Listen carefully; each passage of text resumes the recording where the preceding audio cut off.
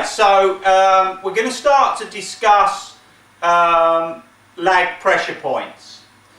So I think the first thing is we must be very clear on what lag is. So lag is very much confused in the marketplace with trigger delay. So a lot of people think that this is lag because they've got trigger delay. So this is your trigger, it's trigger delay. This is going to trigger the action. So the first thing to understand is that the lag is the club head behind the shaft and the shaft behind the hands. So when we talk about the lag pressure points, they can be one of four according to the golfing machine. So the arm where it touches the chest, the back of the three fingers, the right heel pad against the thumb, and then the knuckle of the index finger here against the back of the shaft. So basically, with three of those pressure points, we're working with Newton's laws of force, so that the force, the pressure point, is behind the shaft. So the three fingers are behind the shaft, the heel of the right hand or off target hand against the back of the thumb, which is against the shaft, and then the number 3 against the back of the shaft. So all of the force is at the back of the shaft. Okay, so these are the places. Now there's only one place we can feel lag, and that will be in our hands. So what part of the hands are we going to feel and sense that lag? Now I think that what's really interesting about the subject that we're talking about now is that up until this point in a lesson that you've had, these things won't have been mentioned, and yet it is everything about the golf swing that is important. But I still think that it has some fundamental challenges that I'm going to cover a little bit later. So what are we after? We're after having or sensing lag in one or all of these pressure points. Now I think that it's pretty difficult to maintain them all, or awareness of all, sorry, but I think it's possible to have lag pressure in all those points.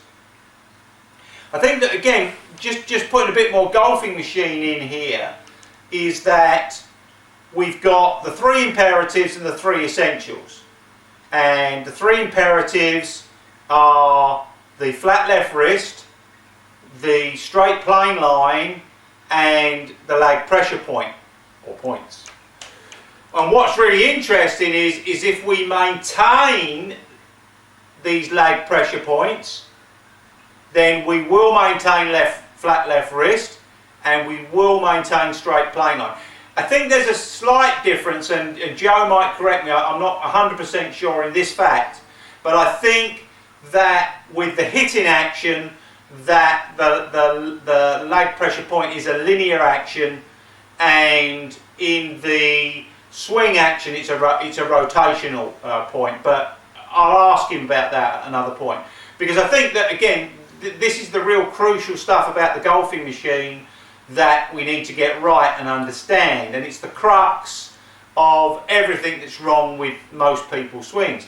So I think that what we've got to do today a little bit is try and understand what we're trying to create through the lag pressure point. So we're trying to keep our levers through the lag pressure points. So one of the ways that we can do this that you've already seen is within the chipping action, and this is basic action, which is 2 foot back, 2 foot through. So it's this constant motion where we keep these shafts leaning, and we're going to really probably show a slightly arched target wrist and a slightly bent off target wrist. Now, there's a lot of confusion about turn and roll and flip, but we won't have flip in anything that we teach within YGA or World Golf Teaching Federation. So I've set up something here that is quite easy to understand against the to get away from turn and roll. So what I've got here is I've got a slight lean on this, and I've got a slight lean on the shaft, and then when we maintain these pressure points throughout, then you'll see that they go along with each other. So what you'll see in the turn and roll is that will cross. But in our proper golf swing, they will go with it, and they'll stay parallel for a little bit. It can come up here, but it's not breaking in front of it. So that's a good way to get people to make sure that they don't flip. A really good way to make sure people don't flip. One of the other awareness points that we can do within Golfing Machine is we buy one of these little things. I don't quite know what they're called. I don't know what Joe calls this, but this goes on the back of the shaft, and then you can truly monitor the number 3 pressure point at the back of the shaft. So not only are we going to be able to sustain the lever and be aware of the lever, but once we put our attention to number 3 pressure point, we can control the plane. We can make sure that we're not shutting down this too early. So again, in Golfing Machine, we're going to monitor this down plane with this coming down karate action, so our fingers are underneath it before here, then we can turn onto it with the pressure point behind. But this also can be can be monitored in a downward direction, and it can also monitor then the club head back and through. So again, we're dealing with that area that's outside of us. So again, I think with these pressure points, anything that we can design, again, you'll notice that stick gave you that external feedback that we're most looking for, didn't it? So because it was out there and we can see at the club head, then it's as far away from us as possible. So again, I think that not just feeding the fingers, but if we put some sort of lines on here, we had something, against the stick, like a pen or something, then again, we could also monitor that condition there. So we've got all these monitoring conditions. So what's going to be required to monitor these really well? Well, I think that certainly the constant pressure. So I think, this is something that we've talked about before. So what we're saying is that if we over accelerate the hands, either from the top of the backswing or with turn and roll, these whole pressures will change, and therefore you won't be able to maintain these power pressure points. So it's the maintenance of these power pressure points, especially through impact and separation, but also slightly afterwards as well, because afterwards it's going to allow us to come inside on the left, but also to maintain our attention with the club head. So I think again one of the misconceptions a little bit is a lot of golf coaches telling people to hit left, but with club head throwaway, that will really destroy their swings. So what we must to think of then going left here, then we must maintain this lean, the shaft lean through impact and separation. Only then can we think about turning it in left and getting it going left and getting everything rotating left. So we must get this position first. If we've got club head throwaway, we're going to be in real trouble there. So there's a fair bit on the internet on lag pressure point. I don't go into anywhere near the technical detail that one, I have, and that two, Joe Daniels will take that 20 steps further when you get into level 1 and level 2. And I think, you know, this is why that whole area is so important. You don't have, I mean, I've got these if you want to buy these, but obviously what you can also do is you can wrap this round with some sort of tape, or I think another nice thing is the spiky edge of the Velcro. So if you can get the spiky edge of the Velcro so you can feel like the needles digging into the contact point there, then I think that's a really good idea. The stick, I think, is brilliant. The two leaning shafts, brilliant. So it's all about maintaining this. Now, yeah, you've got to have some hip work and everything else has got to clear, but until you get these going right, then you've got no chance. Now, I think that, again, that what's interesting for me is, you know, there's got to be a reason that this stuff's not been taught. I think one of the reasons might not be because the PGA didn't adopt the golfing machine, that they've very much gone through the science and motion stuff. I think also that once we start to look at the power pressure points and educating people to this movement, what we're talking about is we need sustained time with our clients. We need people that want to make big moves, and therefore they need to be very motivated. So you need to have that about your clients. And again, you know, I've told you that these are the clients we're looking for. But I think also very much in the beginner, I think that any lesson with a beginner where we don't make them aware of the pressure points that create those lag pressure points, and then get them to sustain through 2 foot back, 2 foot through, then we are evil. You know, we're wrong. We're just stone cold wrong. We must give them this lever. Now, you know, again, I'm quite happy that we put it into the body motion, but you know, I still want to sustain the bend in my right wrist for quite some time. I saw a little bit from on a recording on Sky this morning, and Tim Barter was doing some stuff, and I was talking to this 4 handicap that was next to me, and he said, yeah, Tim Barter was teaching us to turn in and then really roll those hands and arms over it. And I'm going, I doubt that very much.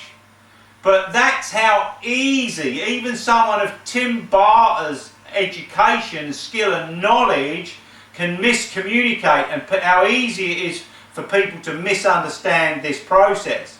So, you know, another thing that will help maintain these power pressure to maintain these lag pressure points is you go that little bit further and get to your flying wedges. So the flying wedge is this angle between the shaft and the wrist.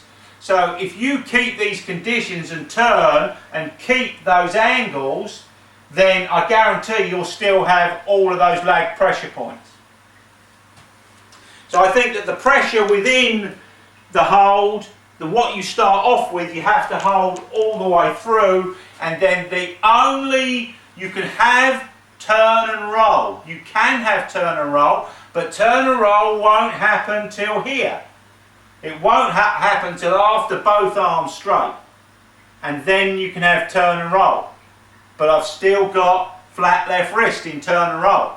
Once it gets to here, the kinetic energy in the club, biomechanically the wrist will bend.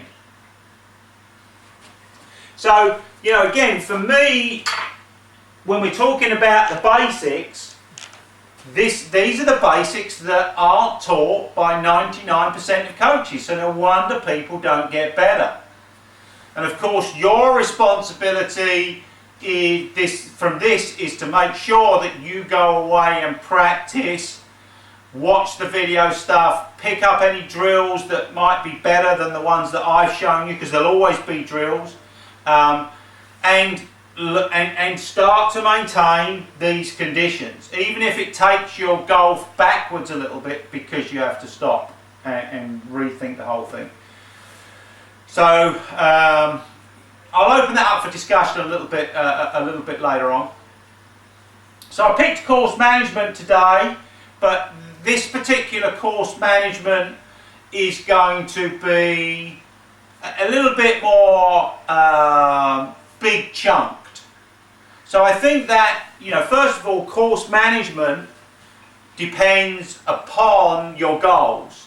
So, I think that if your goal is to hit each club as far as you can, then you particularly you don't have to have any course management, because your goal is already set. Well, I'll be happy when I can hit one of my irons longer than I've ever hit it before.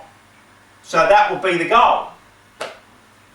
When it starts getting down to hitting a specific score, winning a match, not losing a ball, then we bring in what course management is. So for me, course management is percentages. That's what it is. But you can set up whatever percentage you want, the percentage chance of success at any level. You can set it up at 20, or you can set it up at 90. And I think that, again, this is one of the I've never said this before, but maybe you want to have a round of golf and set your percentage course management at different levels and see how much you enjoy those different percentages. So in other words, if I set my percentages at 100%, so in other words, I'm only going to take a shot on that I'm 100% convinced I can hit, then the driver won't come out, will it? It's probable that the 6-iron won't come out much. So, we're going to be, it may be that the rescue comes out, because, you always hit the rescue great. But I think as soon as you start thinking in like 95 to 100, then what would happen if you played a round of golf with those percentages? I think that would be really interesting. And then maybe go to 70%, which is a 3-in-1 chance, which again, I think that's a pretty good one that I'd like to work with. And then maybe go to 50. And then maybe go to 20, and just see how that, one, changes how you play, but two, changes what satisfaction you get from a round. Now, I've played the 100%. I've played it, and for me, on the instance that I did it, it was one of the most phenomenal feelings I ever had. It was a really great feeling. But I only took the driver out once. There was two par 5s. I played 8-iron. 6-iron, 6-iron wedge, and I played a par 4 where I played an 8-iron and then a 6-iron, and it was just really fascinating. But what was fascinating for me was how great I felt about playing that 100% golf. But you might not enjoy it, and your client might not enjoy it. But I think that, again, it's one of those experience factors that I think that you need to go out and do. You need to go out and change those percentages, see how that changes the way you play, and see what satisfaction playing like that does. And then maybe see what changes each of those make to what you score. Because again, I think that we're getting into this real fundamental place of how you help people play golf on the golf course. But until you go out and practice this stuff and get a feeling for it and experiment with it, then your information is going to be guesswork. It truly is going to be guesswork. Now, your map still might not be the same as somebody else's, but what you need to know is that when I change the percentage, it gives me different things. And you need to experiment with that, what it actually gives you. Now again, I think that as we go into the third one today, which is, for me, no outcome. Now, for me, the basic philosophy of no outcome is based in everything that I've got from Eckhart Tolle, but also in basic sports psychology. This idea that, you know, anything that's outcome based is going to have fear, anxiety, concern, worry, and that we need to get away from that and just be in the now. So the basic philosophy then carries on to learning. So if we get worried about learning something or making a fool of ourselves or asking a stupid question, then learning is going to be stopped. But it's very much about taking emotion out of how we play. So we're pretty convinced, I think every single sports psychology book ever written says, you know, we need to take these thoughts out of our head. So one thing that I'm going to add to this, and I've really kept this quite short compared to how I could have gone at it, is that in the NLP terms, in neuro-linguistic programming terms, then we really need to fast phobia cure after every round of golf. Now, what I mean by this is within neuro-linguistic programming, there's all sorts of techniques for changing emotions and emotional memories, and we've talked before about when we've hit a bad shot, instead of dwelling on that, imagine another swing and hit the swing that you would have hit a good shot. Imagine it the good shot before you walk on, and it kind of gets rid of it kind of gives you amnesia of the bad shot. If, however, you finish a round of golf and then you fast phobia cure every emotion, good and bad, that you had on the golf course, meaning that you have no memories of emotional responses during that round, then you're working to that no outcome scenario and you're getting rid of emotion out of your round of golf. So, you know, now there's a book which is pretty good called Fearless Golf, but then, you know, you're still talking about fear and you're still talking about trying to avoid emotion. But if we didn't have any emotion when we played golf and we were just working with our fixed percentages and we didn't have this head going off and saying stupid stuff, how would each round of golf be compared to our goal? You know, I think it would be pretty exceptionally different. And again, I think that the fundamental difference between a YGA coach and a PGA coach is that, you know, we are prepared to stand there and work at reducing outcomes and moving towards process. Everything goes from getting rid of outcomes and moving towards process, taking emotion out of it, and then seeing improvement. So, like, this is very difficult to describe, but have you ever felt good for no reason? And if you ever have just suddenly felt good for no reason, that's the emotion that you want to experience. Most other emotion is ego related. So it's to do on what you expected, what someone was meant to do, what you were meant to do, the outcome you were looking for. That's an emotional response from something happening on the outside. What you want is anything emotional to be just because something feels good. And consequently also to pay attention to those gut feelings when something feels wrong. So in other words, you've got absolutely no evidence that you should feel wrong, but for some reason you do. That's the same thing. That emotion is coming from you internally. It's not coming from you externally it's not happening because of something that's happening on the outside.